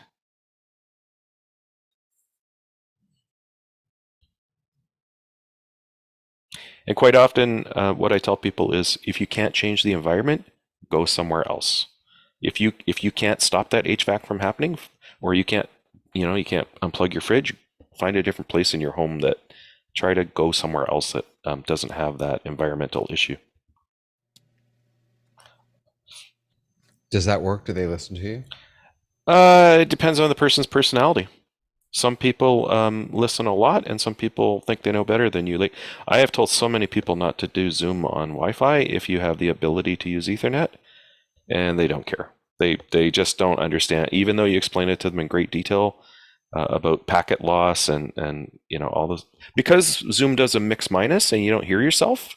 They never hear what the person on the other side is hearing with the stretched out vowels when Zoom is hanging on to something till it can buffer and get the rest of the sentence happening again. We've all heard Folks it, right? don't even know what they don't even know that there's something other than Wi-Fi. They don't packet loss. Forget it. How about what's an Ethernet cable? Open your device cable and look at how many networks you, even if you can't join them, look at how many networks are around your Wi-Fi, and your router has to say no to all those things every time there's a potential connection. That is affecting the performance of your Wi-Fi. Yeah. It doesn't matter so much when you're watching a video or you're waiting for a progressive web page to download and it's half a second slower. But when you're doing bidirectional human communication, it's a big deal. Yep. Latency matters, right? Zoom has spoiled us, along with all the other technologies out there that we just take for granted, that we can, I have a daughter living halfway around the world, and I can talk to her anytime I want. It's awesome. The only concern is the time difference. There's no there are no technological barriers anymore. Sure. But say the word mix minus or side tone to somebody, they'll have no idea what you're talking about. Right. The airplane will take off. Yep. I found the only way that it works for me when I have those challenges is to record and play back. Yeah, this is what you sound like to me. Yeah, this is what, not only to me, but to everybody. Everyone who's going to everybody. Good point. Yeah, definitely.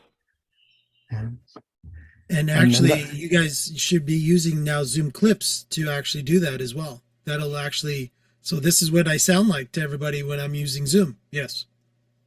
100%. I don't. Can you record somebody else? I don't know. I thought you could only record yourself in Zoom clips. No, what I'm saying is that if you want to be able to understand your own audio setup. Oh, I see. But that's not going over Wi-Fi. That's directly on your. I don't know. Maybe. Yeah.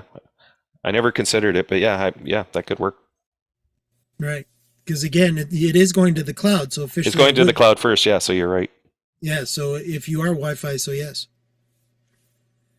But again, too, also, when I do a lot of training of some of the churches that I've dealt with in the past as well, I say to them, be careful on the audio settings that you have, because again, a lot of them barely know how to use an audio board as it is. They're lucky if the microphone works every Sunday. So when it gets down to it, the scenario of all of a sudden the piano is so loud and all of a sudden the voice is so quiet because they're 5 feet away from the microphone. And they wonder why that, their Zoom call, people are complaining that turn it up, I can't hear you. But yet all of a sudden when they turn it up and all of a sudden the piano goes and all of a sudden, boom, it's like all of a sudden, yeah.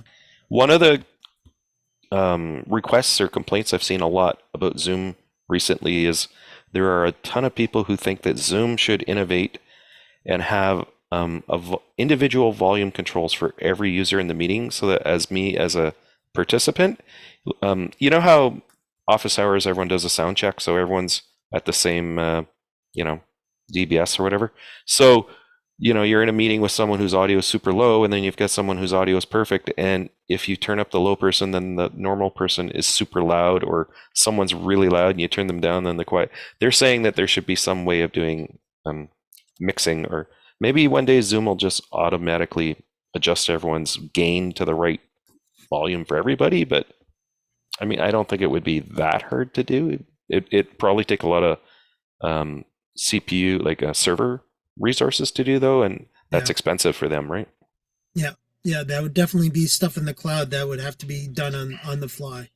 Yeah, and I don't think it's impossible. It's just people don't realize, like, Zoom has all these data centers and they're paying for, or they're using AWS, whatever they're doing, they're paying for all that server time, right? And storage. Like, that's why, I don't know about your situations, but we only allow cloud storage to last for 120 days and then it's automatically deleted. Yeah, for our organization, we actually don't store anything in the cloud, actually. The cloud storage gets really expensive, I will say. I have a client that they pay $1,200 a year, $100 a month, because they record and store every class that they teach, and it gets really expensive. There are marketplace apps that'll transfer your Zoom cloud recordings as it won't do it retroactively. That's the problem. Well, you should have planned ahead. Zoom doesn't want you to bulk download your recordings, because then you wouldn't have to pay for so much storage. But if you think and anticipate forward, then you can have them simultaneously being off-put somewhere else, which is what we do. We transfer everything to our own storage, to our own media servers, and that way, you've got 120 days, but on our server, we allow you to have it for 4 years. Right. What I really wanted to do is have them all saved on YouTube as unlisted or private files, and that there is no bulk uploader right now that I've found. That people have played around with different scripts and little there's scripts to make it happen, but yeah. Mm-hmm. Yeah. Hire a kid for a summer. we have a process in our organization where we record literally everything that we can from an event in the cloud, and then we download it to our NAS after the event within 3 days. But I still pay a lot of money for the storage, for the capacity, more than the storage time, because you've got to have the capacity. If you're doing for example, if we have a 3-day conference and we're recording everything plus the language channels, it usually works out between 3 to 4 terabytes of data that we have to pull down. Yeah, well, that adds up after a while, right? Yeah. For us, one of the problems is some of the smart features only work on the Zoom cloud. So, like smart recording, you can't download the chapters and the chaptering and stuff. It has to only be on the Zoom cloud, right? So, it's valuable for 3 months for us, but then it doesn't have any value once we delete and purge those, because it doesn't work on any other system. I'm sorry. The chaptering, the chapter markers, when you download a video, there's no metadata that holds onto those chapter markers and things? Not that I'm aware of, and certainly not when it transfers to our system. So what happens is, the minute a recording is, you hit stop on the meeting, Zoom Cloud gets the recording, and then almost immediately after, it goes to our server. But Zoom is still processing in the background for the smart chapters. Plus, you can edit the smart chapters if you don't agree with them. None of that stuff ever makes it to our servers, and never will. So if we don't promote it that much, because you've only got a 120-day lifespan to use that stuff through Zoom's facility, cloud storage.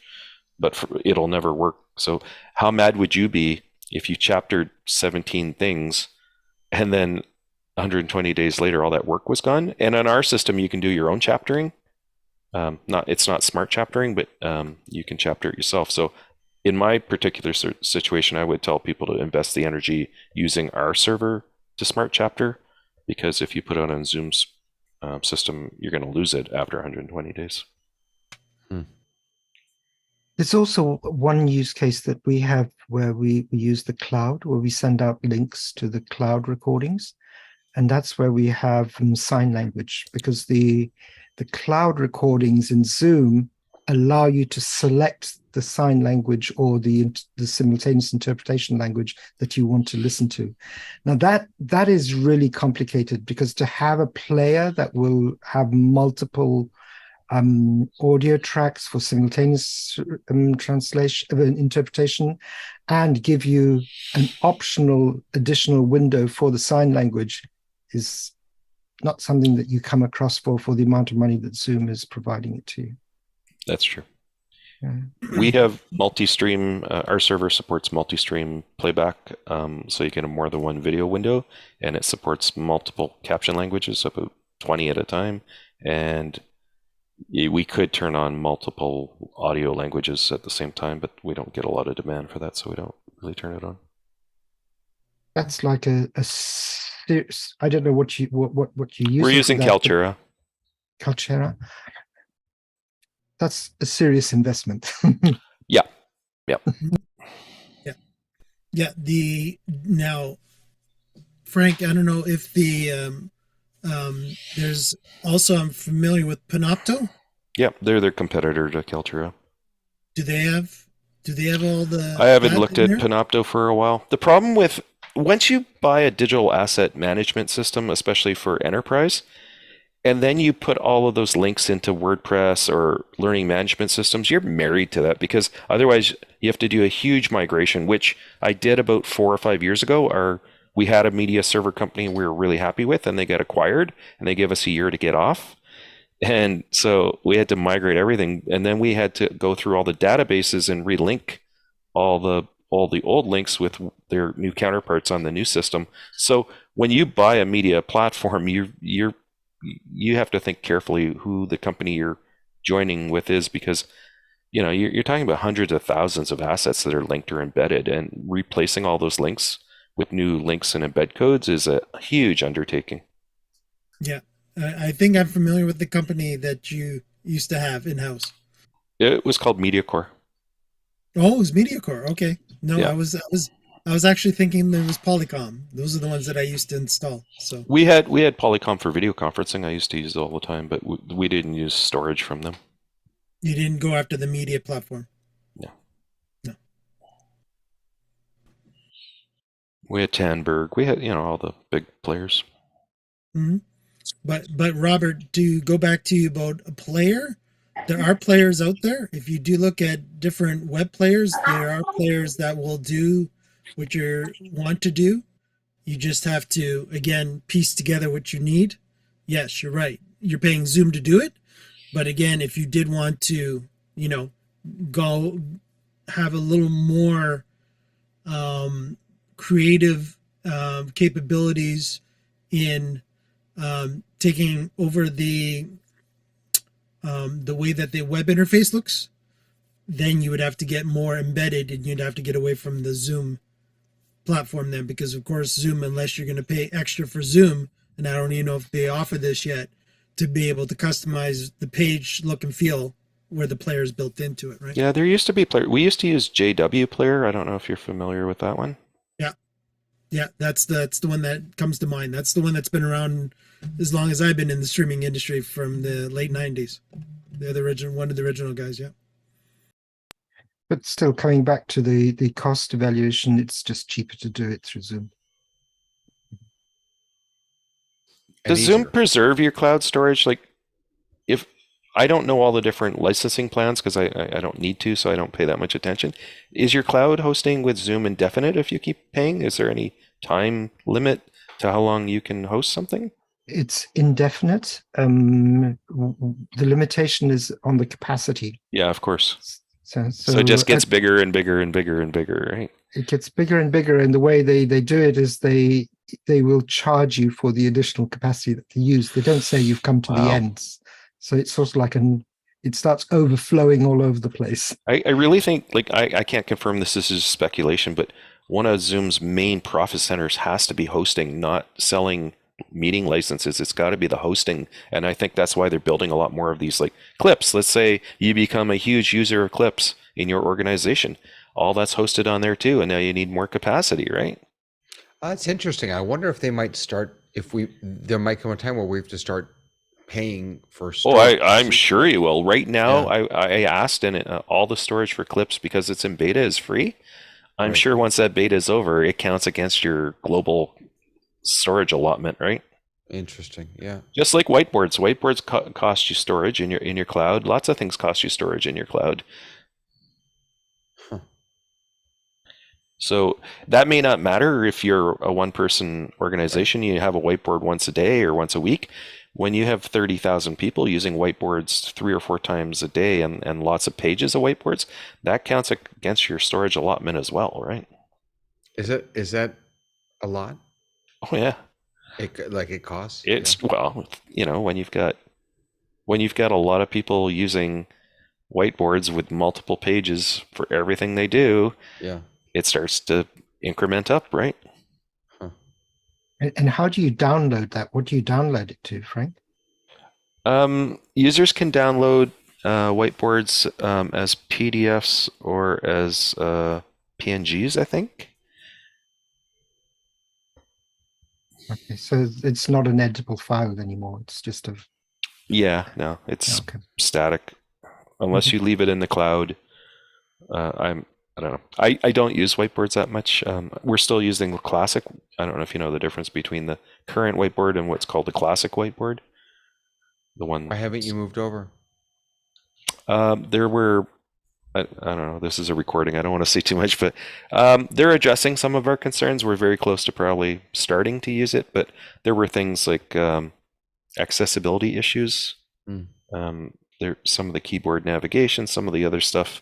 One thing, I don't know if we were the tipping point, but I put in a feature request. I don't know if you remember what the whiteboard used to look like when it first came out. There was no mini map. I don't know if you know what I'm talking about. It's an infinite scrolling whiteboard, right? So if you, as the host of the meeting, create a whiteboard in advance and you create content that's off my screen, and I never scroll around, I would not know that there's content off the screen. And then for you to test me on that content, and I didn't even have an awareness that it was there, would be unfair to me as a student. So we asked them to create some kind of map. And now there's a map that shows you what you're looking at and that there's stuff outside of the map so that you can say, oh, I see that there's other things on the infinite scrolling page. Yeah. Imagine playing hide and seek, like find the thing on the infinite scrolling page and you'll get a coupon or something, right? And you put it this class. You put it 50 meters to the left or something. You have to scroll for 5 minutes to find it or something. Now, Frank, I'm curious on space. Again, the larger the whiteboard, the larger space, I would assume.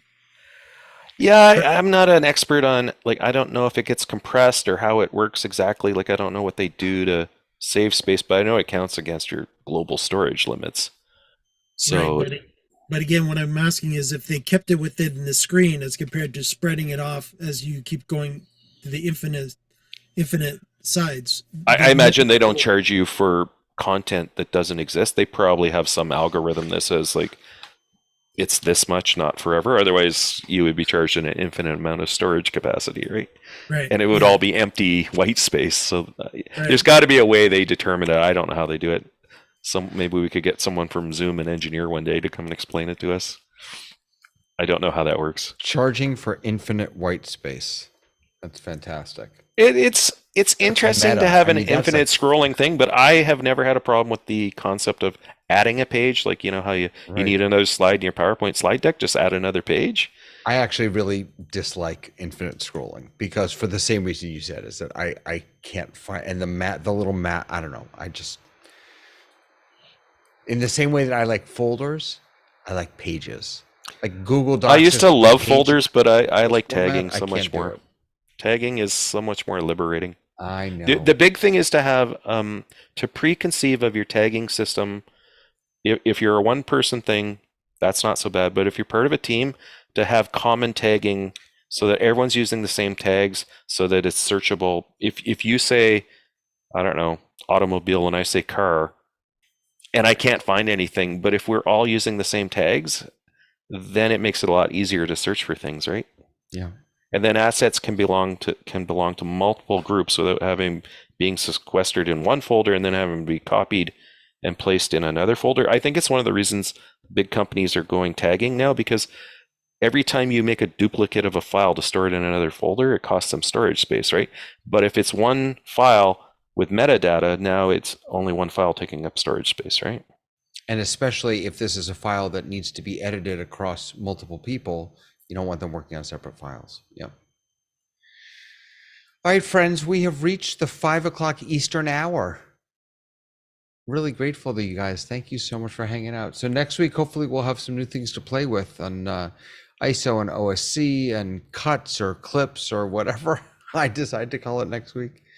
But good stuff this week. Thank you all. It was a real pleasure. Have a lovely, lovely weekend, everyone. Thanks, David. And can you, once you finish the stream, could you just leave? I need to speak with Mike for a second, please. Is that okay? I will. Let me, I have no idea how to stop.